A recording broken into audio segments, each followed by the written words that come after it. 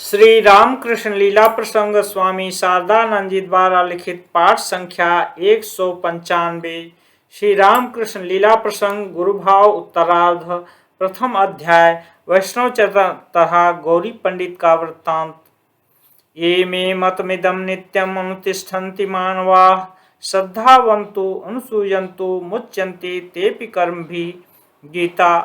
दक्षिणेश्वर में समागत साधु तथा साधकों के साथ श्री रामकृष्ण देव के गुरु भाव के संबंध में कलकत्ता निवासियों की अज्ञता।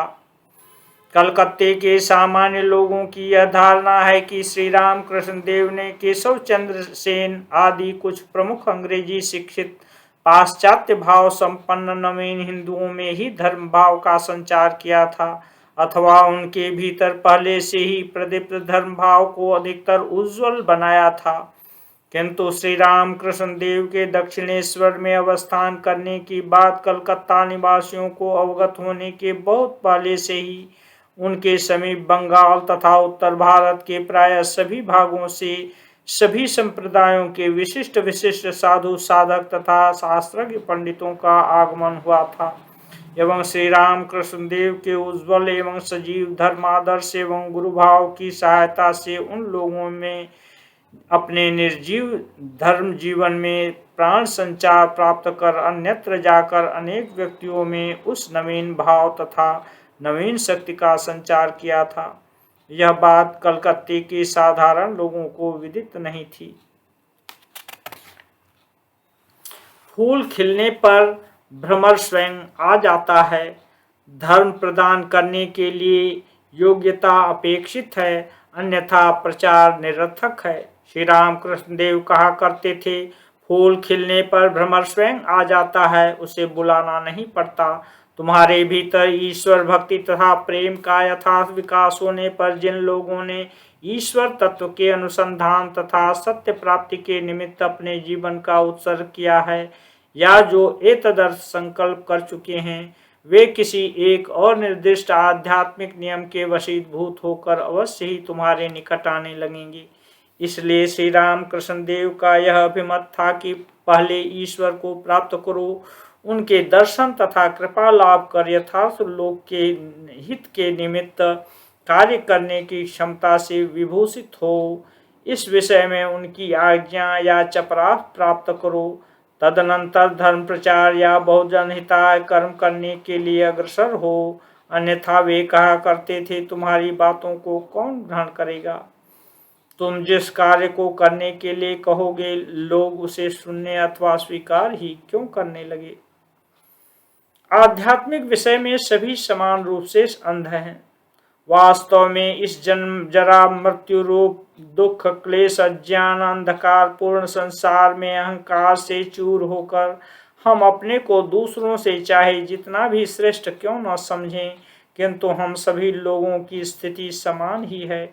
जड़ विज्ञान में उन्नत होकर अघटन घटन पटीयसी जगत जननी माया के राज्य में दो चार द्रव्यों के गुण को जानकर चाहे कितने भी कल कारखानों का विस्तार हम क्यों न करें, हमारी दुर्दशा सदा एक सी हुई है। इंद्रिय ताड़ना, लोभ लालसा, सर्वदा मृत्यु से भयभीत होना तथा मैं कौन हूँ, क्यों यहाँ आया हूँ, अंत में मैं कहाँ जाऊँगा। पंचेंद्रिय तथा मन बुद्धि की सहायता से सत्य को प्राप्त करने का प्रयत्न करने पर भी उन्हीं के द्वारा पग पग पर प्रताड़ित तथा विपथगामी होने वाले मेरे इस खेल का क्या उद्देश्य है तथा इसके हाथों से मुझे कभी छुटकारा मिल सकता है या नहीं, इन समस्त विषयों में हमारी अज्ञता पूर्ण रूप से निरंतर ही विद्यमान है। सदा अभावग्रस्त इस संसार में यथार्थ तत्व ज्ञान को प्राप्त करने के लिए सभी अभिलाषी हैं, किंतु उन्हें उस वस्तु को कौन प्रदान करने वाला है? और वास्तव में यदि किसी के पास कुछ प्रदान करने का हो तो वह अपनी इच्छानुसार उसे क्यों नहीं वितरण करता? किंतु भ्रांत मानव इस बात को स्वयं नहीं समझ पाता। अपने समीप कुछ विद्यमान न रहने पर भी मनुष्य यश ख्याति अथवा और किसी स्वार्थ से प्रेरित होकर सर्वप्रथम उस वस्तु की जो उसके पास नहीं है दूसरों को देने के लिए दौड़ने लगता है। या वह उसे दे सकता है, इस प्रकार का ढोंग किया करता है। तथा अंधे नैव नियमाना यथांधा की तरह स्वयं हाथ हाय कर पश्चाताप करता हुआ दूसरों से भी वैसा ही कराता रहता है। श्री रामकृष्ण देव ने धर्म प्रचार किस तरह किया? इसीलिए संसार में सब लोग जिस मार्ग का अनुसरण कर रहे हैं उससे संपूर्ण विपरीत मार्ग का अवलंबन कर पूर्ण त्याग, वैराग्य तथा संयम आदि का अभ्यास कर श्री रामकृष्ण देव ने स्वयं को श्री जगदम्बा के हाथ का ठीक ठीक यंत्र बना लिया था तथा सत्य वस्तु को प्राप्त कर स्थिरता के साथ निश्चिंत हृदय से एक ही जगह पर बैठकर अपने जीवन को अतिवाहित करते हुए वे यथार्थ कार्य करने की एक नवीन धारा दिखा गए।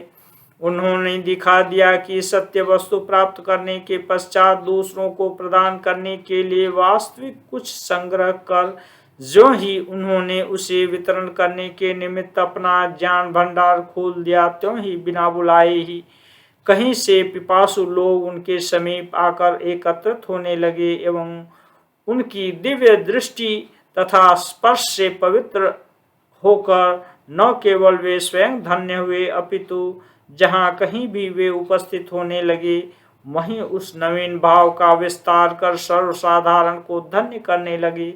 हम कहीं भी क्यों न रहें, हमारे भीतर जो भाव राशि विद्यमान है उसी को हम बाहर प्रकट करते रहते हैं। जैसे कि श्री रामकृष्ण देव अपनी सरल ग्रामीण भाषा में कहा करते थे, जो जिस चीज को खाता है उसकी डकार में उसी चीज की गंध आती है। खीरा खाने से खीरे की तथा मूली खाने से मूली की गंध आती है, ऐसा ही नियम है। ब्राह्मणी के साथ भेंट के समय श्री रामकृष्ण देव की स्थिति, भैरवी ब्राह्मणी के साथ भेंट होना श्री रामकृष्ण देव के जीवन की एक विशेष घटना है। हम देखते हैं कि उसी समय से शास्त्र मर्यादा का पालन करते हुए वे उनके द्वारा प्रदर्शित साधन मार्ग पर जिस प्रकार दृढ़ता एवं शीघ्रता के साथ अग्रसर होने लगे, ठीक उसी प्रकार उनके भीतर गुरुभाव का विशेष प्रकाश भी प्रारंभ हुआ।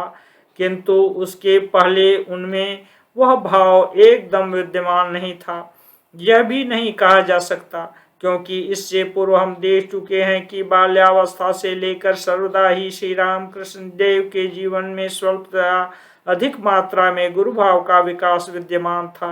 यहाँ तक कि उनको दीक्षा देने वाले गुरुओं ने भी उसी गुरुभाव की सहायता से अपने अपने धर्म जीवन के अभाव, त्रुटि तथा अवसाद को दूर कर पूर्णत्व को प्राप्त करने का अवसर प्राप्त किया था। श्री रामकृष्ण देव की उन्नत अवस्था के संबंध में दूसरे लोगों की धारणा, ब्राह्मणी के आगमन से पूर्व श्री रामकृष्ण देव के अदृष्ट पूर्ण ईश्वरानुराग तथा व्याकुलता को लोग उन्मत्तता एवं शारीरिक रोग जैसा समझा करते थे एवं उसके उपशम के लिए श्री गंगा प्रसाद सेन के घर पर उनकी चिकित्सा भी हो रही थी। चिकित्सा के निमित्त आए हुए पूर्व बंगाल के किसी साधक वैद्य ने श्री रामकृष्ण देव को देख उनके शारीरिक लक्षणों का निरीक्षण कर बतलाया था कि यह योगाभ्यास जनित विकार है या योगाभ्यास करने से शरीर में जो असाधारण परिवर्तन उपस्थित होते हैं यह वही स्थिति है। किंतु उनकी बात पर उस समय किसी ने विशेष ध्यान नहीं दिया।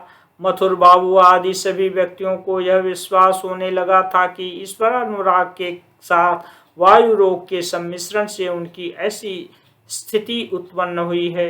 भक्ति शास्त्र में व्युत्पन्न विदुषी ब्राह्मणी ने ही सर्वप्रथम उन विकारों को अलौकिक ईश्वर भक्ति जनित देववांछित मानसिक परिवर्तन के अनुरूप शारीरिक परिवर्तन कहकर सबके समक्ष निर्देश किया था। और केवल इतना कहकर ही वे शांत नहीं हुई थीं, अपितु साक्षात प्रेम भक्ति स्वरूपिणी व्रजेश्वरी श्री राधा रानी से लेकर श्री चैतन्य महाप्रभु पर्यंत पूर्वकालीन समस्त योगी आचार्यों के जीवन में अपूर्व मानसिक अनुभव के साथ साथ इस प्रकार की शारीरिक अनुभूतियां समय समय पर उपस्थित हुई थीं एवं इसका उल्लेख भक्ति शास्त्र में विद्यमान है। यह कहकर शास्त्रीय वचनों को उद्धृत करती हुई तथा श्री रामकृष्ण देव के शारीरिक लक्षणों के साथ उनका सादृश्य स्थापित करती हुई वे अपने कथन की यथार्थता को प्रमाणित करने लगीं। उनके इस कथन से जननी के आश्वासन द्वारा बालक जिस प्रकार साहस तथा शक्ति प्राप्त कर आनंद प्रकट करता है, श्री राम कृष्ण देव तदनुरूप आचरण तो करने ही लगे। साथ ही मथुर बाबू आदि काली मंदिर के प्रमुख व्यक्ति भी कम आश्चर्यान्वित नहीं हुए। इतना ही नहीं, जब ब्राह्मणी ने मथुर बाबू से कहा, शास्त्र एवं विद्वानों को आमंत्रित करो, मैं उनके समक्ष भी इस बात को प्रमाणित करने के लिए प्रस्तुत हूँ, उस समय उनके आश्चर्य की सीमा नहीं रही।